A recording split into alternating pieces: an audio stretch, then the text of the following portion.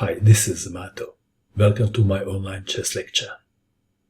In this video I will show you a game between Sergei Movsesian and Vokoun. This is a game from Czech Rapid tournament played in 2018. Sergei Movsesian had white pieces and he started with e4. Vokoun played g6, going for the modern defense, opens defense. d4, naturally.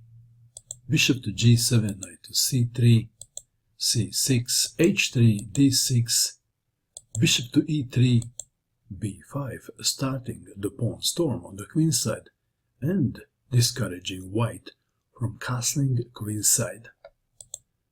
f4, b4 attacking the knight, knight on c to e2, knight to f6 attacking the pawn on e4, defending queen to b6, queen to d2, a5, knight to f3, knight from b to d7, bishop to d3, bishop to a6, intending to exchange white's good bishop.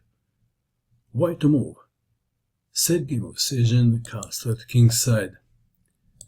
Castling queenside looks like asking for trouble, isn't it? Perhaps black would play bishop takes on d3 first, and after queen takes on d3, a4, and black would have a good fun. So Sergei Movsesian castled kingside. So did Vokoun. f5, bishop takes on d3, white to move. How to capture, with the queen or with the pawn? Movsesian recaptured with the pawn. If queen takes on d3, then queen to b5 perhaps. Back to our game.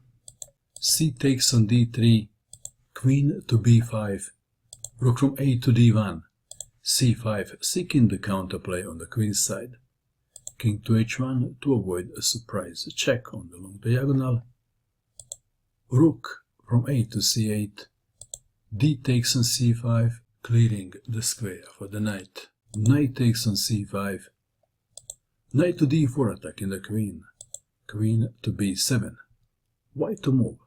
What would you do in this position if you had white pieces?